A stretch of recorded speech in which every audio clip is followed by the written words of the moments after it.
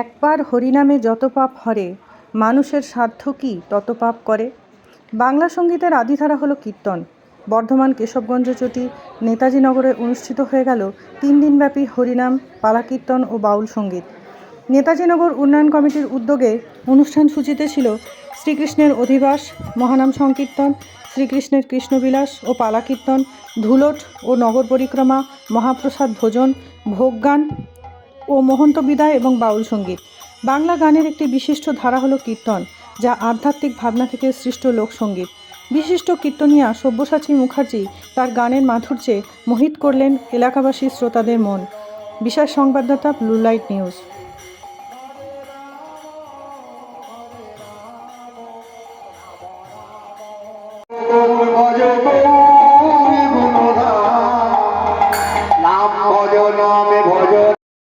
এইবার গোবিন্দ ঘুমের ঘরে জেগেছে। দেখো, ঘুমের সারাটা রাত্রি জেগেছিল, ভোরবেলায় একটু ঘুমিয়েছে, তা ঘুমের ঘরে জেগেছে। হ্যাঁ, উঠিল নাগর বড় নিজের আলিশে, উঠিল নাগর বড় নিজের আলিশে, বড় নিজের আলিশে, উঠিল নগর বড় নিজের আলিশে।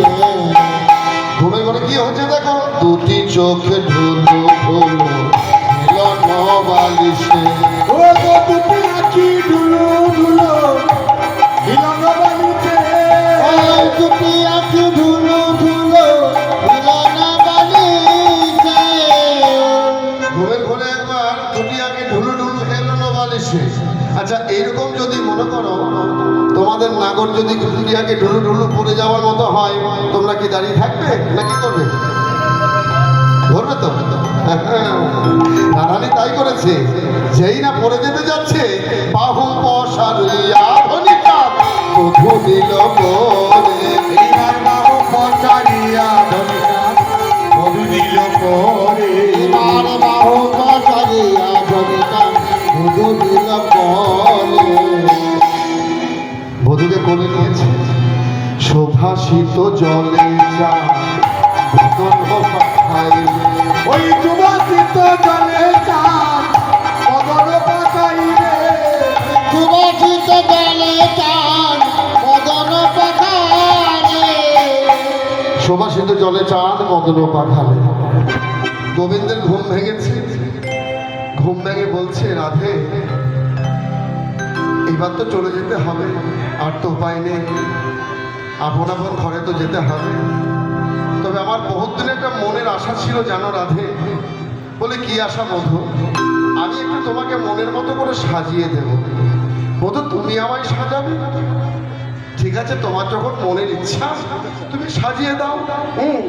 তো সাজাচ্ছে। দেখো গোবিন্দ কি করেছে, বাবু উড়ে বসায়ে, উড়ে বসায়ে, উড়ে বসায়ে, উড়ে বসায়ে, বিলাসিনীকে বাবুরে বসায়ে, বিলাসিনীকে উড়ে বসায়ে, রাধে শরীকে উড়ে বসায়ে, রাধে শরীকে উড়ে বসায়ে, শালিনীকে উড়ে বসায়ে, শালিনীকে উড়ে বসায়ে, নায়িকারি চিরমণিকে উড়ে বসায়ে, নায়িকারি চিরমণিকে উড়ে বসায়ে, নায়কেরি চিরমণিকে উড়ে বসায়ে। কাঁদিতে কাঁদিতে দোহে রাবণ দাঁতে কয়ে কাঁদিতে কাঁদিতে দোহে, ওর দোহা দেখিবে না পায় বধূহে, বলে দোহা দেখিতে না পায় বধূ হে। তোরে দোয়া দেখিতে না পাই।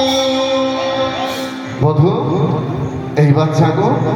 এইবার গোবিন্দ ঘুমের ঘরে জেগেছে। দেখো, ঘুমের সারাটা রাত্রি জেগেছিল, ভোরবেলায় একটু ঘুমিয়েছে, তা ঘুমের ঘরে জেগেছে। হ্যাঁ, উঠিল নাগর বড় নিজের আলিশে, এইবার উঠিল না বড় বড় নিজের আলিতে, বড় নিজের আলিশে, উঠিল নগর বড় নিজের আলিশে। ঘুমের ঘরে কি হচ্ছে দেখো, দুটি চোখে ঢুলু ঢুলু এলো নবালিশে, ও গো দুটি আঁখি ঢুলু ঢুলু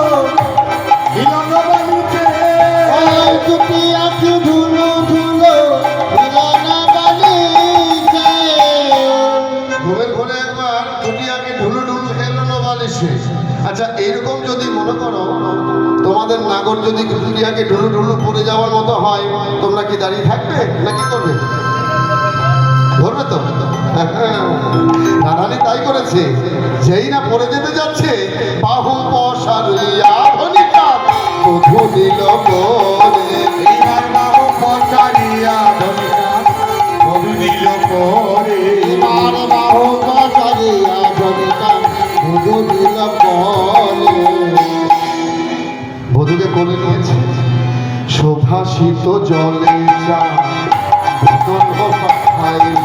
ওই সুবাসিত জলে চান বদন পাঠাইবে। সুবাসিত জলে চান বদন পাখারে। শোভাশিত জলে চাঁদ মদন পাঠালে।